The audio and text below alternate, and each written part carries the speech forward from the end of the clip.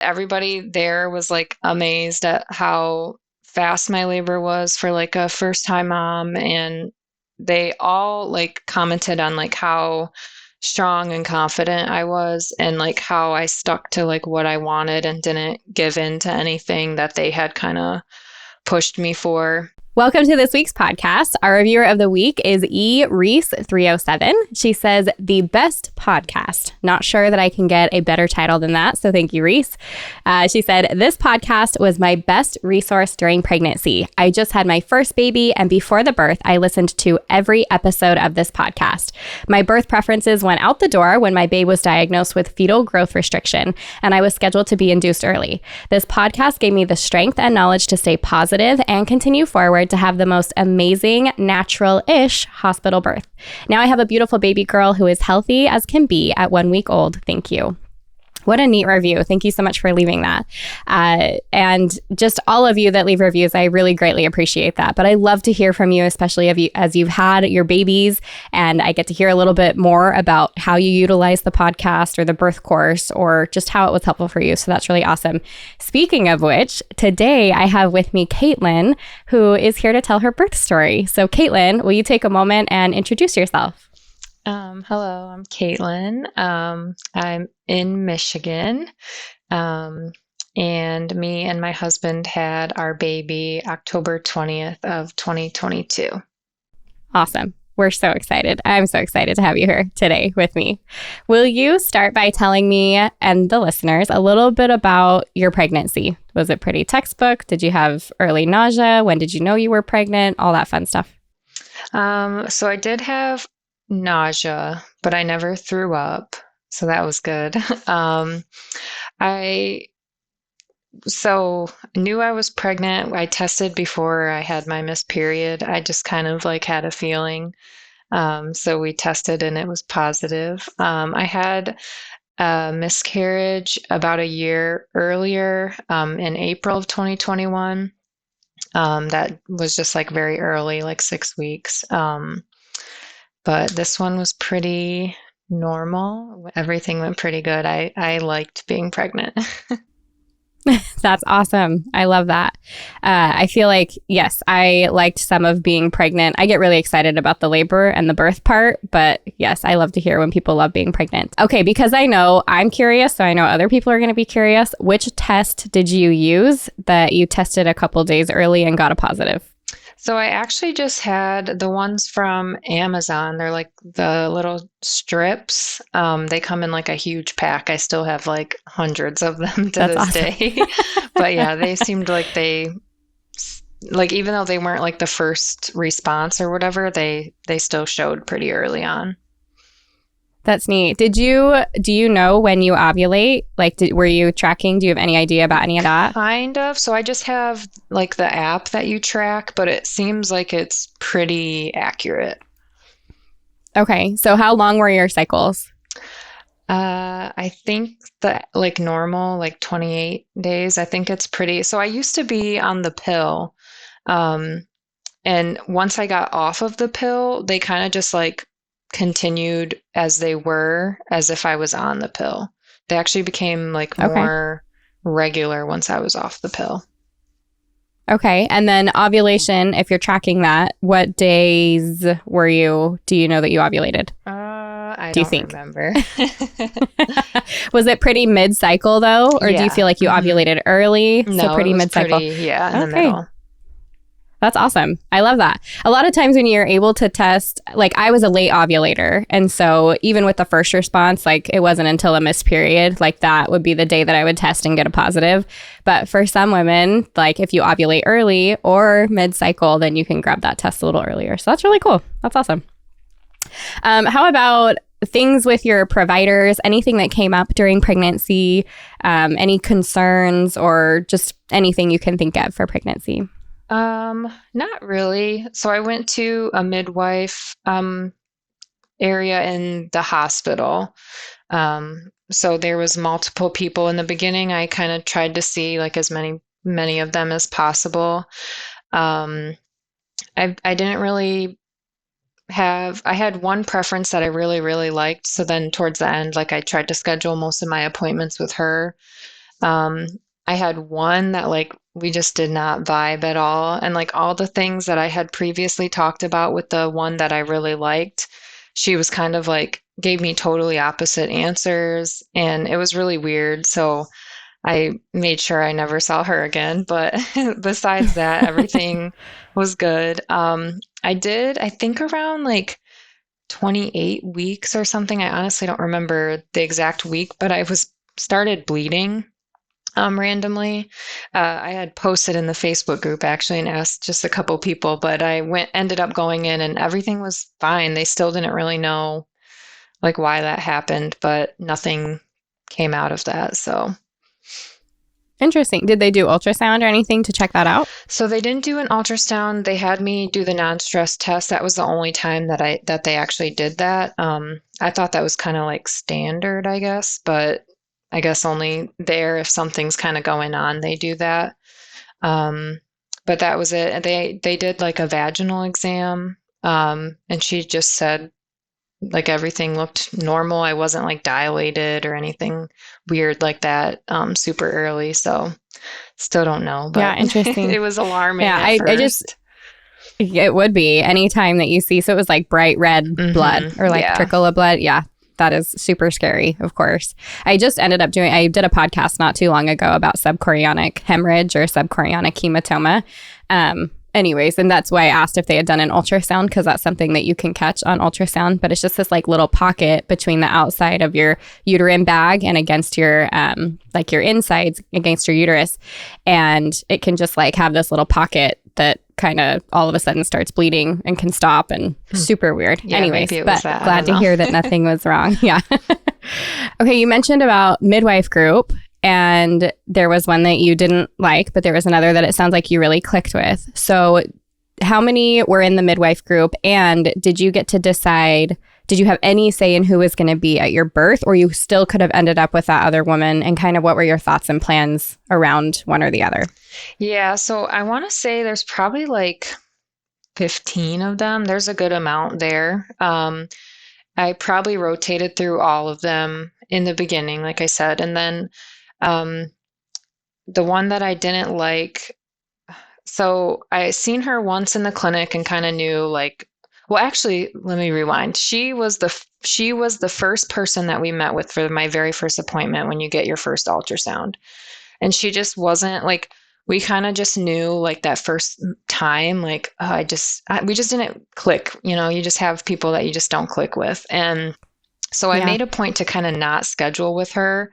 But then there was a time of my appointment that whoever I was going to see was out that day, and she was the only one there.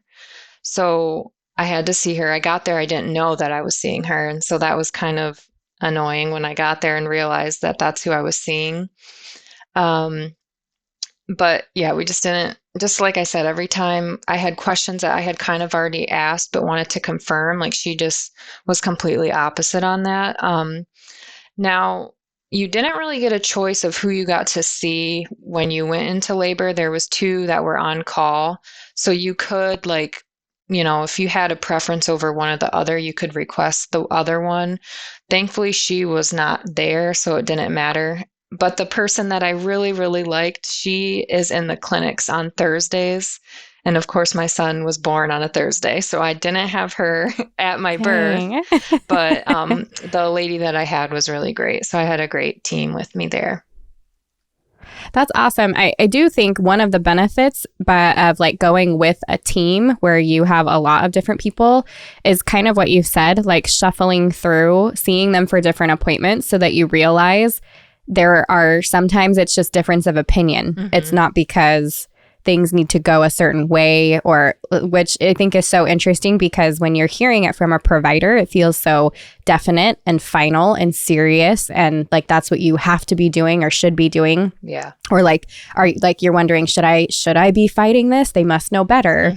Mm-hmm. When you're able to shuffle through and say, no, all of these things were great with this one provider. She loved it. She agreed with me. And this other one was like, no. So that's just a difference in how they practice. So I think that's really awesome to know that. Like even if next time you're like, no, I want to make sure I know which provider it is or whatever, now you know to shuffle around and however. But I think that's important for moms to hear. And I think it's something that's awesome for you to experience as well. The other thing that you mentioned just previously, you talked about the non-stress test and the only time that you had that being at 28 weeks. And I don't know that I've really mentioned that enough on the podcast, but you brought up a great point. And the truth is, it is not something that is necessary or necessarily a common practice or is something that needs to happen, is supposed to happen just because you're getting closer to your 40-week guest date. Non-stress tests are supposed to be used in the event that you actually need to check on baby because there are some concerns one way or another. One of those can be the baby going, past you're pregnant past that 40 weeks. But really at that point, a lot of that is to appease the provider more than it is to really check things out. So I'm glad you brought that up too. That was really awesome.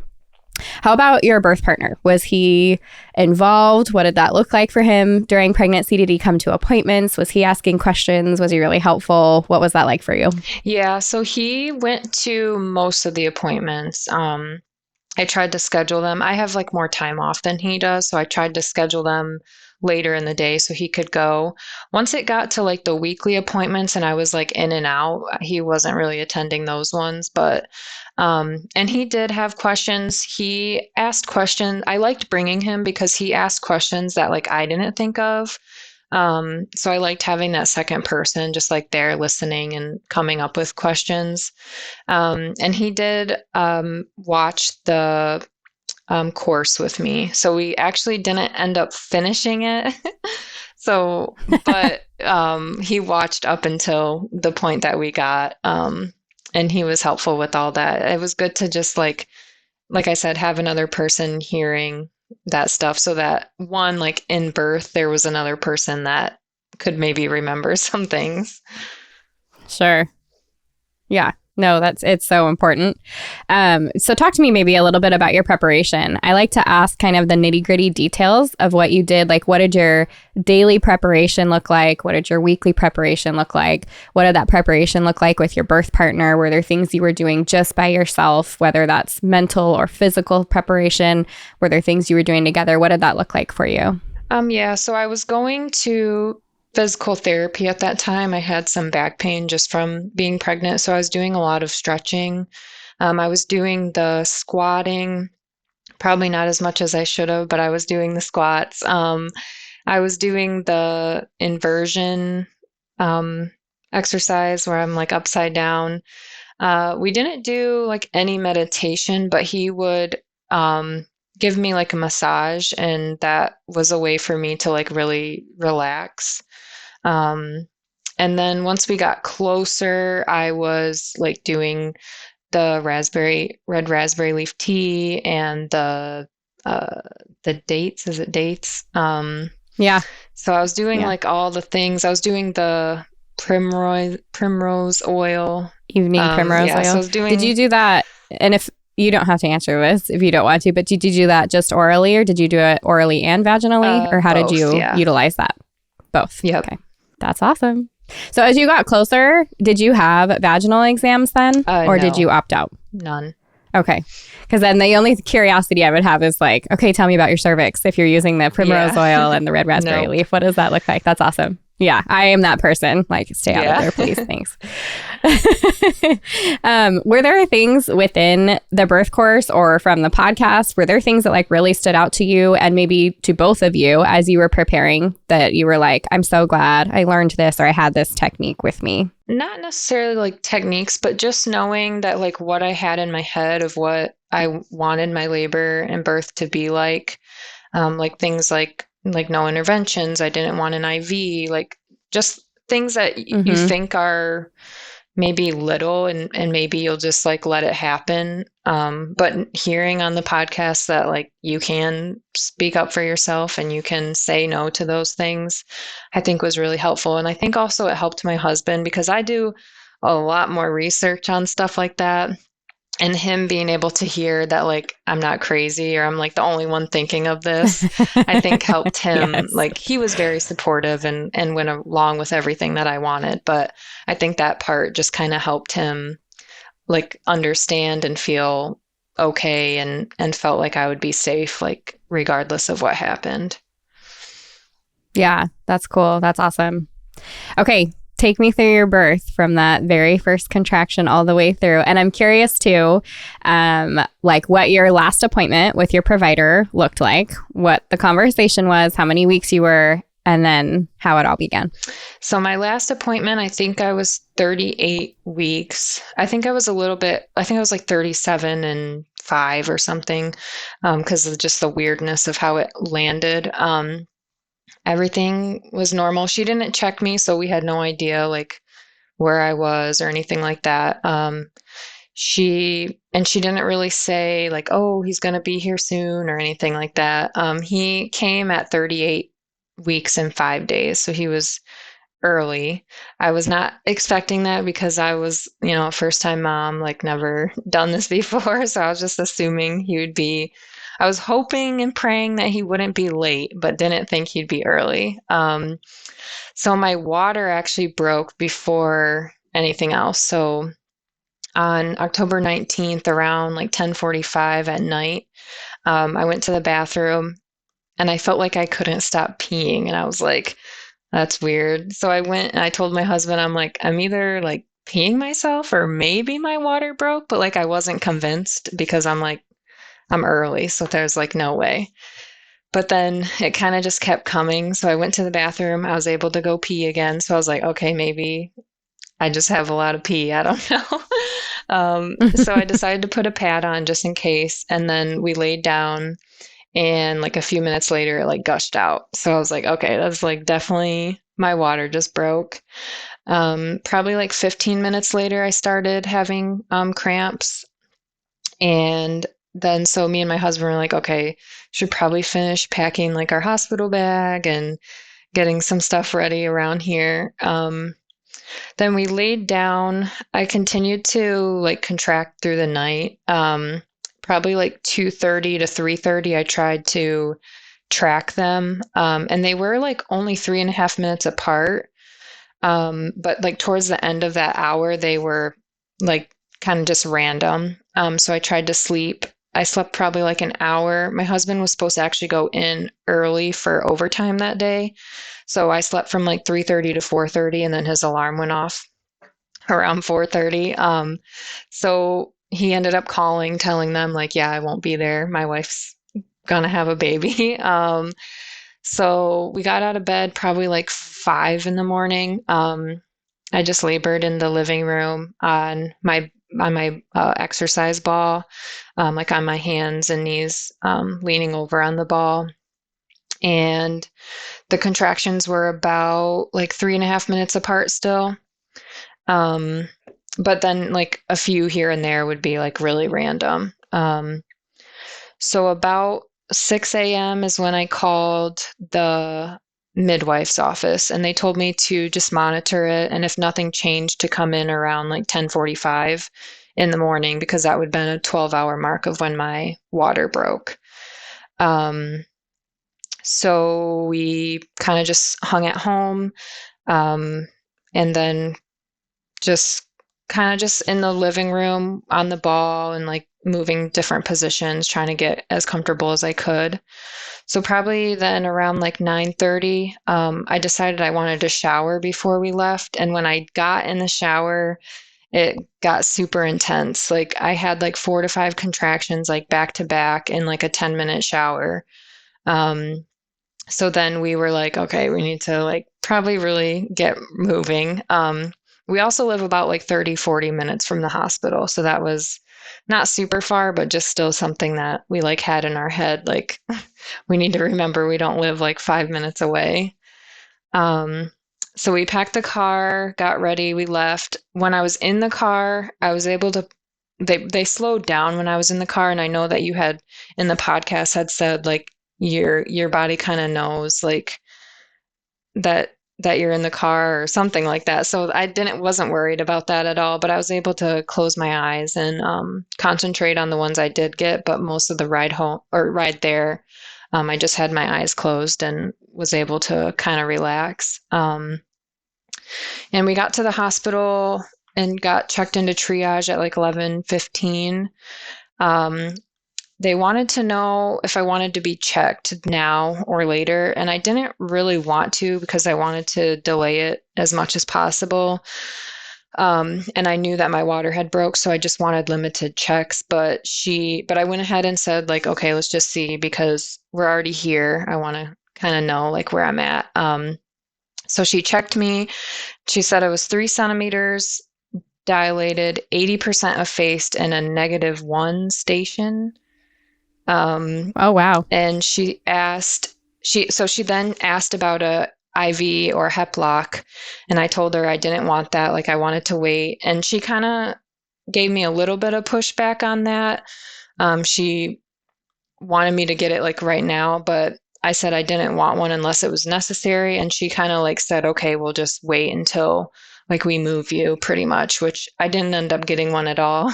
But she kind of did try to push that a little bit. So we got to the delivery room about 12:30. I had printed out a birth plan. I printed out a couple, and they had read it, and then they actually hung it up on like one of the cabinets near the bed so that like anybody that came in was able to read it. So they actually suggested that, and I liked that. I was able to get a tub room.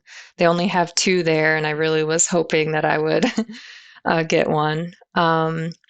So I labored with my husband. We didn't have a doula or anything. Since he had watched the course, he was pretty good. I was like, he was my doula. Yeah, I love it. I ended up not liking the combs at all because I brought combs. I didn't like any counter pressure. And I didn't have any music or mantras playing that I thought I would have. It was just kind of quiet.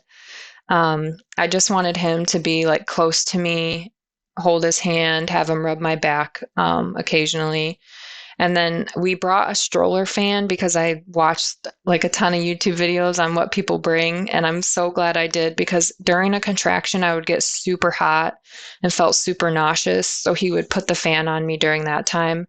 And then as soon as it was over, I was like freezing. So he would turn it off. And I had on my birth plan like that I wanted peppermint oil and like lavender diffused. And there was actually a midwife student there. And she was like, she basically ended up being my doula. She was amazing. I loved her so much. But she had read that on my birth plan. And during my labor, in between a contraction, like she asked me, like, we have a diffuser. Like, do you want me to set that up? So she actually like took that, like, I didn't even have to say anything. She just kind of took that into her own hands and did that. So then I sat on the ball, kind of had my head on the bed and then just was doing like low moans through the contractions. So that was probably, so we got in there at like 12:30. I think around like 2 is when I got into the tub. I was in there for about an hour, and then my body like was trying to push, and I kept telling them like this, like my body is starting to push, like I cannot not push. And they're like, you need to not push, we need to get you out of the tub. So they all helped me out of the tub, and they said they wanted to check me just to make sure that I was ready to push and blah blah blah. So they checked me, and I was only at an 8, and I'm like, oh, okay, but like my body is literally trying to push him out. So they had me change my position. I was laying on my stomach with like a bean bag, I think, under me. And they had me breathing like really fast, trying to like basically like counteract my body from pushing, because she said that my cervix could get tired out before I was actually like at a 10 and like ready to push, I guess. So they kind of had me moving positions for like an hour or so. And then she checked me again, and I was at a 10 and ready, which, come to find out, he was in kind of like a weird position. He was kind of like sideways. So I think that's what was kind of holding him in that spot I mean, it wasn't long. It was only an and hour, hitting the but reflex. it Yeah. felt like forever Right. during Well, that time. yeah, totally. So I ended up pushing in a different couple different positions. They were good at like helping me change positions. I use like a squat bar. That one, that's why I said I should have done more squats, because I don't even know how long I was in that position. I don't know how I could walk afterwards from being in a squat for so long. But I ended up actually giving birth on my back, which I didn't think I would do or want, but that's just kind of what happened. And I did have a mirror for a little bit to see, and I was able to feel his head. That was pretty crazy. And then they had asked me about the Pitocin earlier, and I told them like I had talked to my midwife and I kind of wanted to do watch and wait. And that was one of the things that like that midwife had said was totally fine. And the one that I didn't like was like, oh no, like within 5 minutes, we're going to give that to you, like regardless. And she just was like totally against the watch and wait. So it was just weird. And it's weird still because it's like they're all in the same practice. It just seems to me like they would have like similar, I don't know, ideas about that, but she was like totally off on that. But I told them like I didn't want it, and then they asked me. They said they would do the watch and wait. And I had shepherd's purse drops that I had kind of done a little bit of research on and heard that that's kind of like a good natural like replacement for that. So as soon as he was born, like I told my husband, like as soon as he's born, give me those. So he gave me, I think, 2 droppers of that, like as soon as he was out. And I don't know if it had anything to do with it, but they said I had very minimal bleeding, like way less than like what the normal amount is. And like I said, I have no idea if that's just my body, how it's going to be, or if it had something to do with the shepherd's purse that I took. So then he was out. We also didn't know if he was a boy or a girl. We left that a surprise. Oh, So fun. I that love was that. cool. My husband was able to say it was a boy. Um, I did end up tearing in 3 small areas. So she gave me some stitches. That was like the worst part. Like I was like pushing him out and doing all of that, like compared to the stitches was like, oh, that was so bad. But they gave me a couple stitches. They said it was probably because of the way he was turned. And also towards the end, because I had been pushing for like an hour and a half, she had mentioned something and I don't remember because I was, in labor, like pushing him out, but I think she mentioned something like about his heart rate was dropping. So I ended up pushing like not on a contraction because she had said something about an episiotomy, and I was like, oh heck no, like I will push with Yeah. everything I have to get him out and not have one of those. So I think him being kind of sideways and also like pushing when I probably really shouldn't have been pushing um, gave me those small tears. And then, yeah, I mean, that's about it. Everybody there was like amazed at how fast my labor was for like a first time mom. And they all like commented on like how strong and confident I was and like how I stuck to like what I wanted and didn't give in to anything that they had kind of pushed me for. Um, and yeah, it was great. I had the midwife there that I had seen a couple times, a nurse that was really great, and then I had that midwife student who was like the best. That's awesome. Talk to me about, I'm just going to ask a couple questions of like throughout your labor. So contractions, what did your very first contractions feel like? Where did you feel them? What was the intensity? What was that like for you? Like after my labor And how did they or my change? water broke. Yeah. Did you have any contractions prior to your No, water breaking? nope, it just broke, and No. then like Okay. 15 minutes after I had contractions, they were just like normal period cramps, like in the front lower section of my stomach. And they were pretty much like that all throughout the night. I mean, I couldn't sleep, so they were probably a little bit more intense during that. And then I guess they just kept getting like more intense and then closer together. Mm. So did you start feeling them anywhere else, or it was always lower abdomen? Did it like spread higher up or to your back that you I don't remember? remember having much in my back. I know that's something because I always thought that we would want the counter pressure but I don't really remember it being in my back. I know that when he was doing that, I didn't like it. So, but I think Yeah. mostly it was just like my stomach. Yeah. Well, and I love that you had different tools. Like that's kind of the goal because it's like you hear that women love counter pressure and it's true. Like sometimes once you start, it's like that's what you're doing for the next 12 hours for mom, like that's all she wants. And then there's some that like you think you're going to love it or like I thought I was going to love massage and it was time and it was like, well, actually don't touch me and don't do this and don't, all these things we'd practice for, but thank goodness we had some other things like even your lavender and peppermint. Did you like once she had turned that on, did you like notice a difference? Did it pick you up? Did it calm you down? Kind of like gave me like a boost of energy almost, like just because those are two that we use a lot. So like being able to smell that, like just kind of like, it helped. I don't know. Totally. No, it's very real. All of your senses are so heightened during that time. Like you're in your zone, but like what you're feeling and what you're hearing and what you're like, all of that is like very, very heightened. So it's very real for those that are listening. I know it because it totally sometimes sounds silly to say, but like it's so real and it can be like invigorating and re-energizing and all of that. So that's awesome. How quick was your labor? So you like from first contraction at home till you gave birth, what was the time there? Like first contraction was at what time and you gave birth at what time? My first contraction was around, so my water broke at 10:45 p.m. and he was born at 5:35 p.m. the next day. So that's pretty incredible. Yeah, that would be less than 24 because it's not hours. Like that was like the very early, like until you hit active labor. Where would you say that you were in active labor? I would say probably once I got into the bathtub around like 3, I think.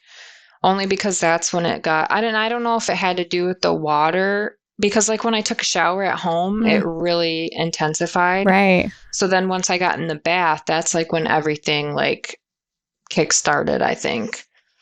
So now I'm like, for my next one, should I get in the bath like earlier? Right. Did you practice any like relaxation or breathing or whatever when you took a shower or when you took a bath? Was there any like leading up to that? Not really. I kept telling myself that, like you said in the podcast, you can do anything for a minute. So like that was something that I really kept repeating to myself, and that helped a lot. That's awesome. Were there other things that were in your mind throughout your labor that you were saying to yourself? Yeah, like just that we're built to birth and we're religious. So like knowing that God has his hand in this, and that regardless of like, even if something has to happen, as long as which I didn't know he was a he at the time, but as long as the baby is safe and like I'm safe, like whatever needs to happen to get him out and here, just trusting in that. Yeah, that's awesome. How about your husband or your birth partner? What did he do throughout the process of labor? What did that look like as far as support? So he was close to so I was on like the bed or on the ball with my head on the bed. So he was like right next to me. Like I said, he was using the fan whenever I was getting really hot during contractions. He knew to turn it off right away. He knew, because we had talked about it so much and like did the course, he knew what I wanted. He had looked at the birth plan and knew everything that I wanted. So if nurses or anybody had come in to ask questions, like he knew those answers to be able to answer them. He really was just there holding my hand most of the time. That's where I actually liked him the most. And then when I was actually pushing, he was like, he kept bobbing back and forth because he wanted to see, but he wanted to be close to me. Yeah. And he knew that like they came out with a cone head and everything, but he still was like shocked at that when he came out. And I guess he said that they had told me to look down. They said, Katelyn, look down, but he thought that they said, Katelyn, don't look down. So then he had like a little bit of a moment of panic there. And then they were like, oh, what is it? What is it? And he was kind of like still and like thought he heard something bad. And so that's kind of what he talks about, is like thinking that he heard something that he didn't actually hear. And then seeing like the cone head and everything, even though, like he said, he knew that, but like just with those words and everything, he was kind of a little bit freaked out. But yeah, totally. Okay, how about like as you worked through the contractions and through your labor, what helped you the most? Were you like swaying? Were you vocalizing? You mentioned having some kind of like thoughts in your mind that you were repeating. We talked about essential oils. What things really helped you work through the labor? I think the low moaning and like knowing that like what you see in the movies of like people freaking out is not what you want to do. I think that really helped. And like I said, just knowing like I'm a very like I put my mind to something and like I'm gonna do it. So knowing that this is the route that I wanted to go, like I knew that that's what I was gonna do.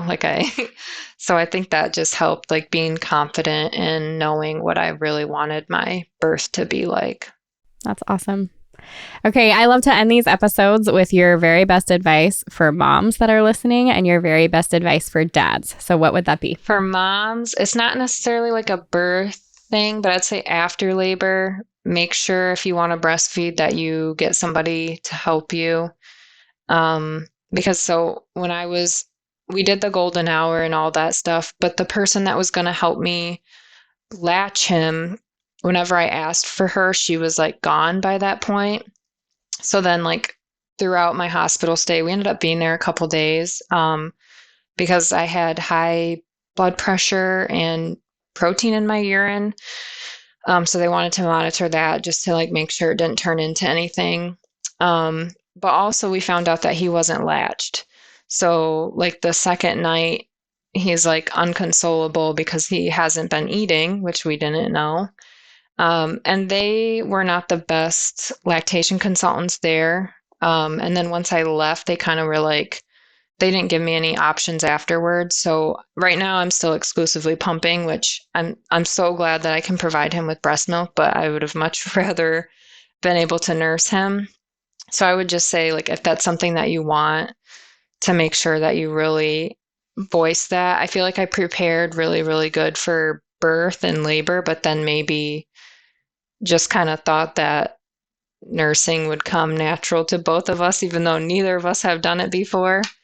And then for dads, I would say just try to be like supportive in any way. Like, you know, your wife probably better than anybody. So knowing like the ways that she prefers to be supported, and also knowing, which I reminded my husband a lot of times, like beforehand, was like, if I like say like I don't want something and I'm like very abrupt or like maybe rude, like just remember that it's not like, try not to take it personal. So I'd say that too, because that was something that I tried to give him a heads up on, like that it's not Yeah. me. It's just like the birth making me be like this. Yeah. Needing to Yeah. get it out quickly. Yeah.